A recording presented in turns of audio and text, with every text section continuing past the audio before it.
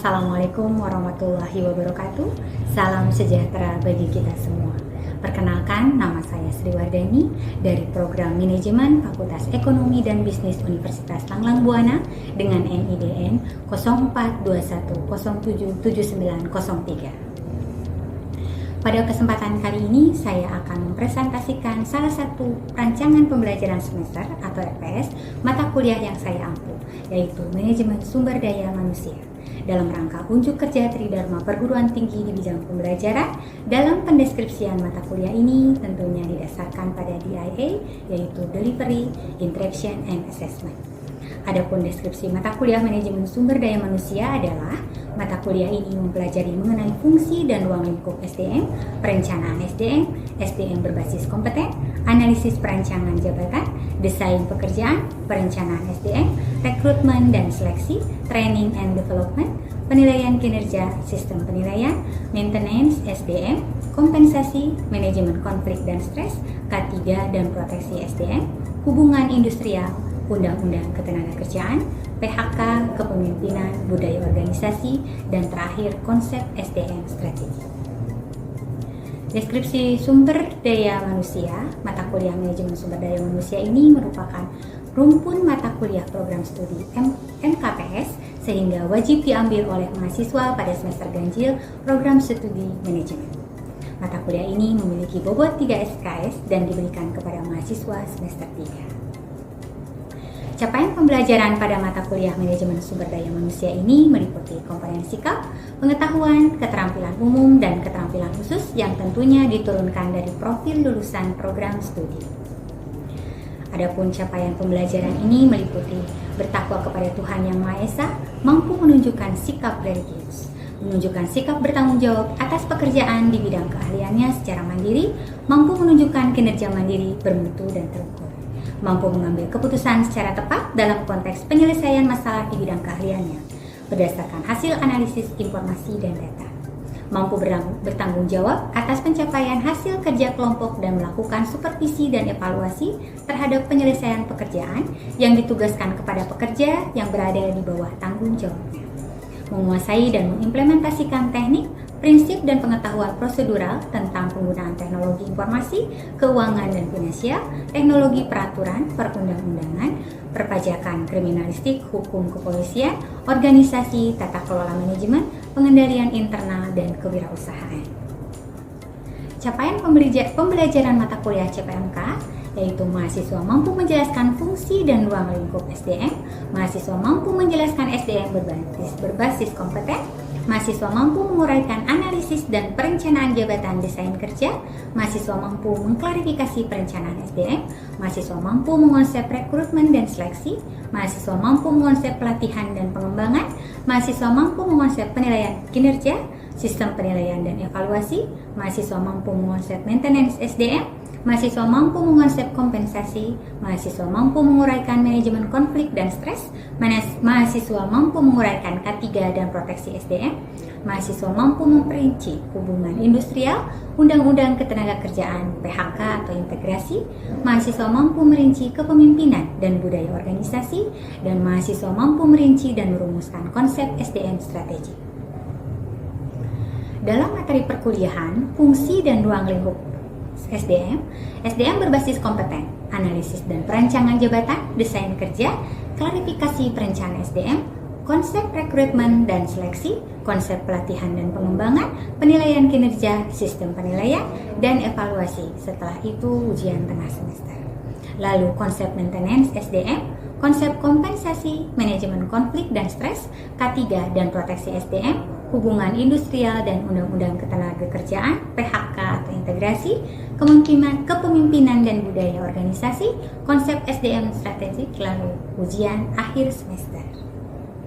Profil lulusan prodi mencetak wirausahawan yang memiliki jiwa dan semangat kewirausahaan, mengidentifikasi peluang usaha, merancang kegiatan usaha sebagai embrio bisnis, mencetak manajer lini pertama di berbagai bidang pada perusahaan atau organisasi atau profesi yang menyiapkan diri untuk jenjang yang lebih tinggi, mencetak manajemen marketing dalam bidang pemasaran berbagai perusahaan, mencetak akademisi yang dapat menekuni profesi sebagai tenaga pengajar, baik sebagai dosen maupun sebagai guru.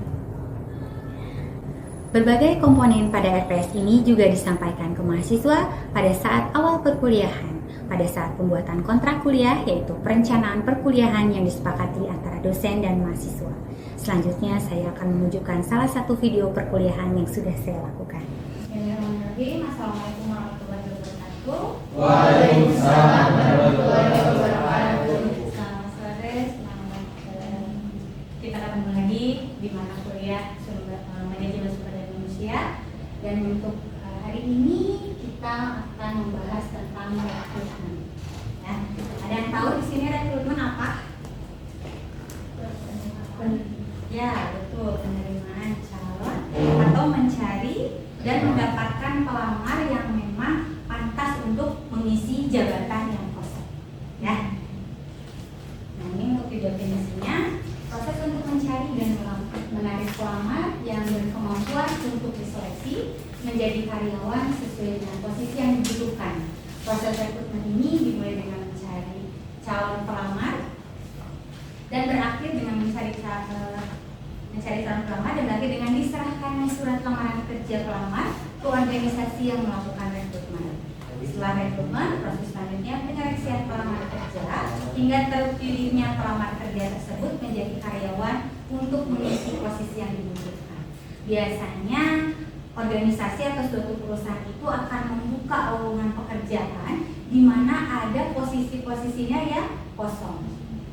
Nah, biasanya si perusahaan itu tidak hanya dari karyawan yang di dalam saja, tapi diiklankan di luar seperti apa, dicari kriterianya yang memang si pelamar itu biasanya suka ada di suatu perusahaan, ada syarat-syaratnya.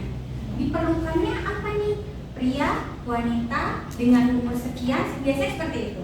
Karena kita kan sekarang sudah banyak di sosial media atau di iklan-iklannya yang memang mencari lowongan pekerjaan itu persyaratannya sudah disertakan sama perusahaan itu ya, organisasi. Jadinya dilihat, oh berapa saya ini cukup nih.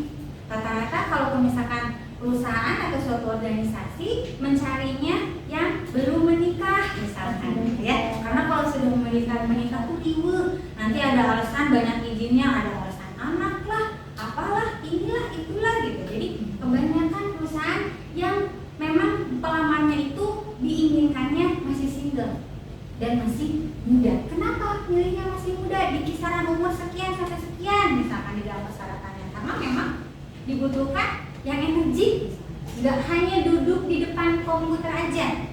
Jadi harus yang gesit kesana kemari. Kalau misalkan diperlukan di bidang yang lain atau di bagian yang lain dia bisa. Nah, itu untuk di definisi pengrekrutan. Jadi sebelum direkrut itu belum ke proses langsung diterima ya. Jadi dari merekrut ada proses seleksi. Nah, seperti apa nih? Bener nggak ini sesuai dengan kriteria yang memang dibutuhkan jabatan yang kosong tersebut? Gitu. Jadi nggak hanya satu orang, biasanya banyak pelamar. Terus diseleksi lagi. Yang akhirnya misalkan pelamar membutuhkan 50 orang. Tapi yang terseleksi, oh ini mengerucut jadi 25. Nah, dari situ nanti terus diseleksi sampai pantas mendapatkan jabatan yang kosong. Ya. Nah, ini di dalam pengertian rekrutmen menurut para ahli bisa kalian baca dari Dr. Paulino Cardoso Gomez. Ya kan biasanya Saka Gomez atau artis kalau ini di Dr. Paulino Cardoso Gomez SI. Nah, di dalam bukunya di tahun 2003 di halaman 105, rekrutmen adalah proses mencari, menemukan, dan menarik para pelamar untuk dipekerjakan dalam dan oleh sebuah organisasi. Dan menurut Robert L. Markis tahun 2011 di halaman 207, rekrutmen adalah proses menghasilkan suatu kelompok pelamar yang memenuhi syarat untuk pekerjaan. Dan untuk Sukijo Noto Atmojo tahun 2003 juga di halaman 130, rekrutmen adalah suatu proses pencarian dan pemintatan para calon tenaga kerja yang mempunyai kemampuan sesuai dengan rencana atau kebutuhan suatu organisasi. Ya, ini menurut para ahli. Nah, sini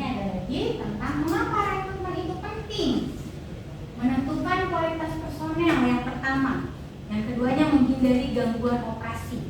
Yang ketiga, mengatasi kesenjangan keterampilan. Yang keempat, meningkatkan produktivitas perusahaan. Terus yang seterusnya, memperluas keberagaman dan sudut pandang baru, lalu menghemat waktu dan biaya. Jadi kalau ada pengrekrutan itu karena memang sudah ada persyaratan yang memang sudah ditentukan dari perusahaan, jadi nggak kemana-mana. Oh, ini carinya memang yang jabatan kosongnya diperlukannya ini, jadi nggak meluas kemana-mana. Dan biasanya perusahaan tidak hanya membuka lowongan pekerjaan itu keluar saja eksternal, tapi di dalam juga seperti itu ada juga. Jadi misalkan seperti ini, perusahaan ada jabatan yang kosong, tapi karena memang sudah tahu karyawannya si ini layak nih untuk, akan ada seleksinya di dalam saja. Jadi nggak usah ada rekrutmen, tapi langsung diseleksi pantas apa tidak. Jadi itu istilahnya tidak ada kesenjangan. Kan biasanya kalau suatu perusahaan ada karyawan baru yang memang baru, belum tahu itu siapa. Kadang yang orang lama di perusahaan sok sirik, ini orang baru jabatannya udah ada dan sebagainya. Padahal kan itu ada penilaian dari pimpinan. Oh, ini layak ditempatkan di sini karena ada kriteria atau memang dievaluasi atau diwawancara dia sanggup menempati itu. Tapi tetap aja yang di dalam perusahaan yang memang sudah karyawan lama itu ada kesenjangan biasanya. Ada sirik, itu pasti akan seperti itu. Tapi kalau orang dalam yang sudah hafal pasti kan gini, ngedukung. Oh iya lah, kamu pada pantas duduk di situ karena kamu paham bla bla bla ini itu bisa istilahnya menghandle pekerjaan yang memang bukan tugas kamu, tapi kamu mau, kamu bisa. Jadi didukung sama teman-teman. Jadi biasanya juga ada penilaian dari pimpinan, juga dari penilaian teman-temannya yang memang dia layak dia jadi pemimpin atau jadi jabatan yang kosong ya. Nah ini ada, ini yang barusan ibu jelaskan sumber rekrutmen internal ya. Yang tadi itu, jadi sumber rekrutmen internal itu karyawan terbaik. Suka ada ya, misalkan karyawan terbaik bulan ini di perusahaan itu. Nanti biasanya suka ada hadiah, reward. Tapi kalaupun misalkan karyawan yang memang punya kesalahan, dia melanggar aturan, itu akan punya punishment juga. Perusahaan kan suka begitu ya. Jadi akan ada punishment. Tapi kalau memang si karyawannya itu berprestasi, bisa misalkan menyelesaikan tugas atau pekerjaannya tepat waktu, mereka akan punya reward juga. Itu bagaimana perusahaannya, terserah apa rewardnya. Kalau misalkan dikasih cuti atau dikasih hadiah berupa uang, atau silahkan untuk liburan dikasih tiketnya deh. Itu gimana kebijakan dari suatu perusahaan. Kita kayak tahu gini, di setiap kita tahu makanan KFC atau di McD itu kan suka ada yang terbaik bulan ini ya, suka ada di pampang dengan potongannya. Itu kan punya reward gitu di situ. Oh layak nih dia karena pelayanan dalam segi pelayanan. Jadi apa saja kriteria yang dinilai untuk jadi terbaik dan dapat mendapatkan dan layak mendapatkan reward dari perusahaan. Itu kan biasanya ada persyaratannya. Oh dia layak ini karena sudah targetnya mencapai, pelayanannya bagus terhadap konsumen. Nah ya seperti itu. Jadi kalau misalkan ini di sumber rekrutmen internal. Nah ini ada terdapat dua metode yang dapat digunakan dalam internal rekrutmen. Metode tertutup yang diminta manajer untuk mengajukan karyawan yang akan promosi atau dirotasi. Metode terbuka yang mengumumkan jabatan yang lowong lewat iklan internal perusahaan. Nah, metode ini yang tertutup langsung tembak langsung saja, langsung ditembak. Tidak aja, tiba-tiba ada SK. Ditodong, mau tidak mau dia harus. Itu cara diam-diam karena dia layak. Tapi ada juga yang memang di dulu, maksudnya diumumkan dulu ini jabatan yang kosong atau udah pensiun, udah pernah jabatannya udah selesai. Nah, kamu layak apa? Jadi diumumkan. Tapi ada juga yang kamu langsung ditembak kayak ada SK aja, mau nggak mau kamu harus duduk. Tapi itu banyak sekali nanti dia yang tidak setuju kadang. Kenapa cuma pilih kasih aja pimpinannya. Nah, ada yang seperti itu. Tapi itu mereka tidak tahu padahal ada penilaian-penilaian yang memang layak itu untuk didapatkan jabatan. Tahu sama sekali itu akan dibuka pelatihan dulu. Sok dikursuskan sama apa namanya perusahaan biar tahu nih SOP-nya seperti ini, nanti cara kerjanya harus begini, bagaimana. Terus tidak terburu-buru dan gegabah dalam mengambil, iya jelas karena sudah tahu, oh ini harus begini, berarti harus evaluasi dulu, dianalisis dulu, tidak langsung gegabah, tidak langsung hanya lapor langsung ke pimpinan, tidak. Jadi harus seperti apa nih? Kadang kan kalau ada suatu kesalahan di suatu bagian, nggak langsung dari karyawan itu ke pimpinan bilang, Pak itu Pak ini nggak begitu. Ada prosedurnya. Bagaimana si karyawan kalau punya komplain harus kemana dulu sebelum ke pimpinan, gitu ya. Jadi harus prosedurnya harus ke, maksudnya kepala khusus di situ. Nanti akan didiskusikan. Ya, mendorong pengembangan diri pada karyawan. Ya, kalaupun misalnya jabatannya bisa nih dari tempat ini bisa jadi pindah ke tempat yang lebih layak atau nanti jabatannya lebih tinggi karena gajinya akan lebih naik lagi, itu akan ada semangat kan. Oh, saya juga nggak boleh, saya juga pengen duduk di situ kayak teman saya yang memang ditunjuk langsung bisa menempati jabatan yang kosong misalkan gitu ya. Jadi dia juga akan ada apa semangat. Oh, saya juga harus nanti bisa. Nah, makanya kalian satu nih untuk sekarang manajer mah harus sudah bisa karena S1 itu untuk manajer ya. Kalau untuk yang lebih tinggi lagi sekolahnya berbeda ya. Iya, meningkatkan semangat kerja. Nah, ini ada kelemahan. Ini kelemahan rekrutmen sumber internal. Nah, ada kemungkinan tidak cukupnya jumlah orang yang memiliki kualifikasi dalam perusahaan. Umumnya, senioritas merupakan salah satu pertimbangan dalam promosi, sehingga karyawan yang benar-benar mampu tidak memiliki kesempatan untuk memiliki posisi yang lowong. Yang ketiga, orang-orang yang lebih mampu dari eksternal tidak diberikan kesempatan untuk bergabung dengan perusahaan. Yang keempat, untuk posisi yang memerlukan kreatif dan inovatif, sumber rekrutmen internal ini sulit untuk mendapatkan karyawan yang sesuai. Nah, ini kelemahannya. Kalaupun misalkan adanya nggak layak nih, sebenarnya dia tuh nggak mampu, tapi dipaksakan. Jadi di dalam suatu perusahaan untuk rekrutmen internal itu ada kebaikannya, ada kelemahannya pun pasti ada aja pasti. Dan tidak ada yang sempurna ya, nggak semuanya baik, gitu. Pasti ada aja. Dan nanti PPT-nya Ibu akan bagikan ke kalian dan nanti kalian bisa membaca satu persatu di bagian-bagian tertentu. Nah, sekarang ini ada sumber rekrutmen eksternal. Yang tadi internal, sekarang eksternal. Untuk rekrutmen eksternal adalah rekrutmen perusahaan yang berasal dari luar lingkungan perusahaan atau eksternal perusahaan. Semua perusahaan memerlukan pengrekrutan dari lingkungan eksternal apabila tidak ada karyawan dalam internal perusahaan yang cocok untuk mengisi posisi yang dibutuhkan. Kalau memang ada tadi untuk dianalisis, dievaluasi, kalau pengrekrutan di internal itu nggak cocok nih, nggak layak, nggak pantas untuk mengisi jabatan tersebut, nah boleh cari di luar. Seperti ini. Jadi kalaupun misalkan dibuka lowongan ke pekerjaan untuk jabatan ini yang harus misalkan apa-apa aja nih yang dibutuhkan, biasanya yang ngerti IT atau apa ada spesifikasinya karena memang yang dibutuhkan jabatan itu. Jadi di dalam lowongan pekerjaan itu ada keahliannya apa aja nih, dia harus bisa apa aja gitu ya. Jadi harus dipilih seperti itu.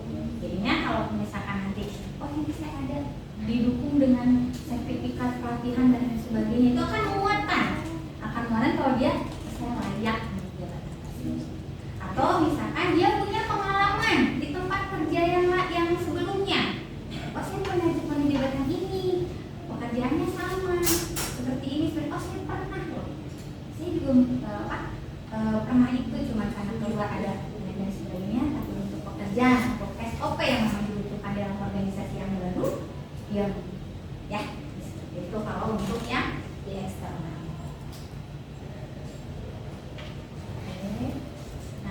keuntungannya.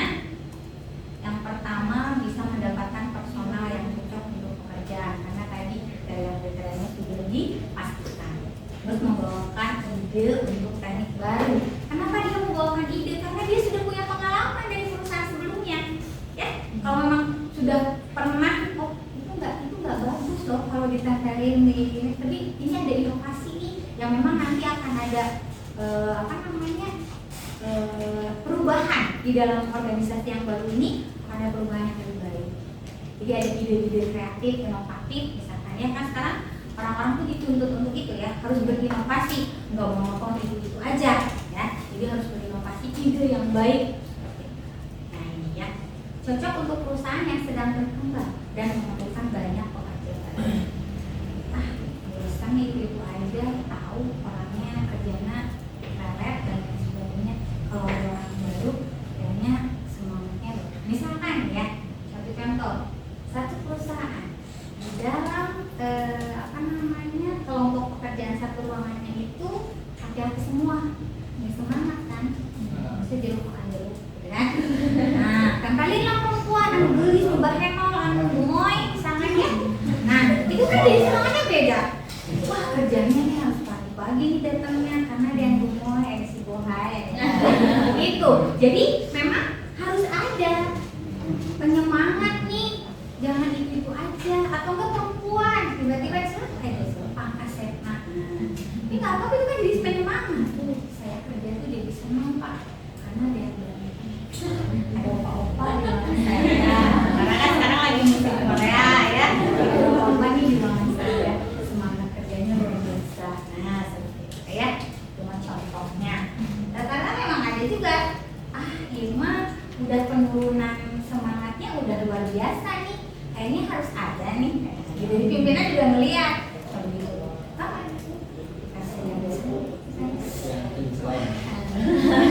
iya, jadinya semangat kerjanya wah. Jadi yang tadinya kesiangan, banyak izin pas sakit dan lain sebagainya, ternyata kalau ada yang nanti, jangan sampai lolos nih, harus saya duluan nih.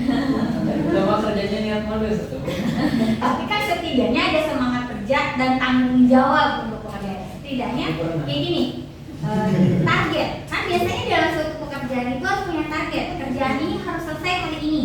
Kalaupun misalkan semangatnya udah turun, bisa lagi aja Pak. Gimana? Merajuk. Nggak ada nih semangatnya. Harus peka juga seorang pimpinan itu. Oh ini ya benar harus ada dicak berinong. Apa kalau sehari ini mah bling kata itu seperti itu ya. Kelemahannya dapat menurunkan semangat kerja pada karyawan yang ada. Yang tadi iri, kenapa nggak saya dulu, kenapa nggak ditawarin dulu yang di dalam? Padahal saya juga pantas, saya juga bisa loh Pak. Kenapa harus ngambil dari eksternal?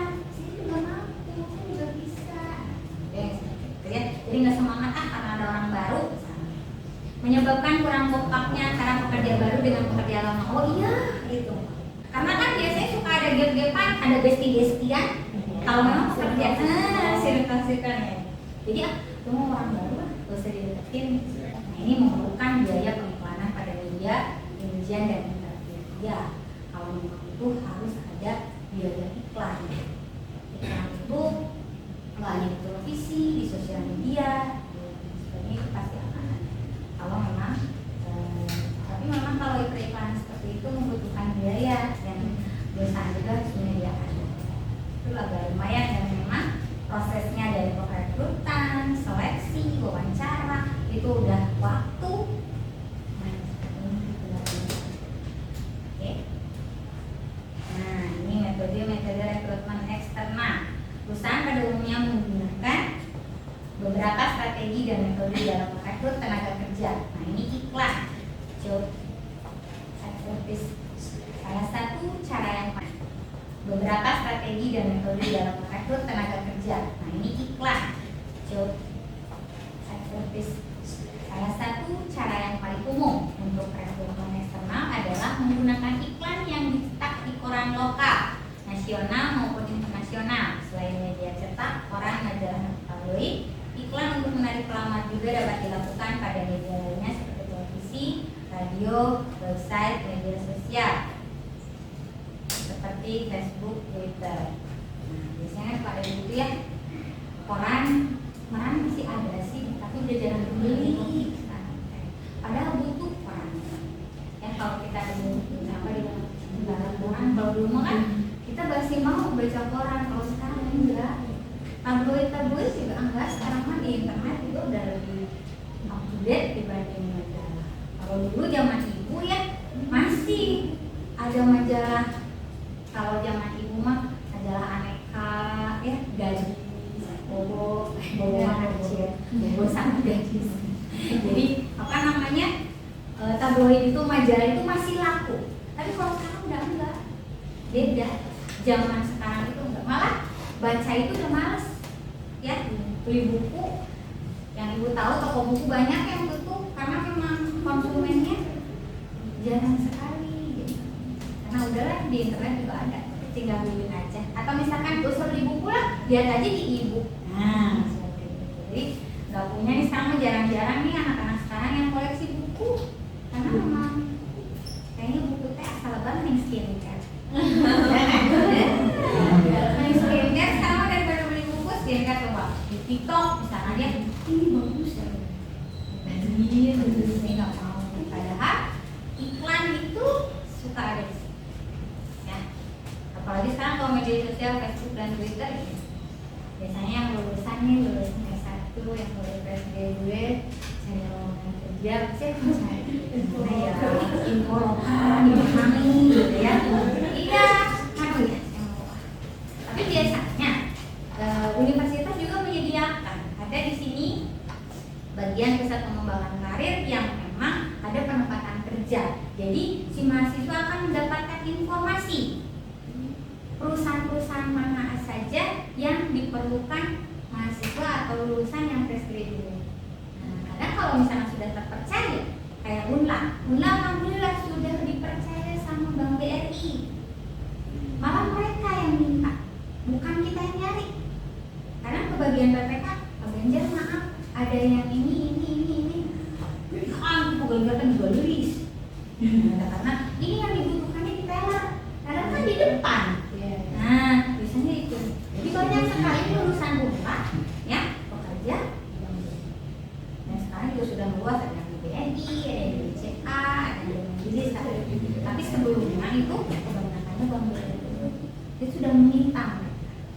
Jadi nggak usah nyari lagi. Kalau misalkan nanti Pak udah lulus nih, Pak maunya itu pasti, karena kita sudah dikelompokkan lulusan tahun sekian. Nah kita harus mengisi tracer tadi. Kita lulus itu ada masa tunggunya berapa tahun atau berapa bulan kalian nganggur. Nah nanti kalau misalkan ada tanya, oh ini mah cuma 6 bulan nganggurnya, langsung ada kerjaan. Biasanya ada info-info yang khusus dari universitas, khususnya kita di UNLA juga ada ya. Jadi tidak sedikit yang banyak keterima. Kalau itu misalkan di UMN biasanya suka di-share, ada di gitu, ada IG-nya nih gitu. Jadi kita bisa cari, oh ini ada. Kalau misalkan nggak ini nggak dapat, datang aja main lagi ikut ke UNLA, karena udah alhamdulillah Pak saya gimana Pak. Nah ini rekomendasi perusahaan, employee referral. Pada saat melakukan rekrutmen dari luar, manajemen perusahaan dapat mengumumkan kepada karyawannya untuk memberikan rekomendasi karyawan perusahaan yang bersangkutan dapat mengajukan anggota keluarganya, teman-temannya, atau kenalan yang cocok untuk mengisi posisi yang lowongan tersebut. Nah, misalkan nih kalian bestian, temenan, terus salah satu dari teman kalian udah bekerja. Nah, tiba-tiba di perusahaan temannya itu ada lowongan. Oh, teman saya aja deh yang kerja. Dia bisa kok, kayak saya bisa ini. Itu bisa kayak gitu. Kalau enggak, bapaknya nih udah mau pensiun. Nah, nanti dia tuh anak saya lulusan ini, jadi butuh duit. Itu bisa. Apa ya? Kalau bahasa kita tambal sulam. Jadi bapaknya pensiun, anaknya masuk. Nah, anaknya pensiun, cucunya masuk. Nah, itu begitu kadang. Gak apa-apa kalau memang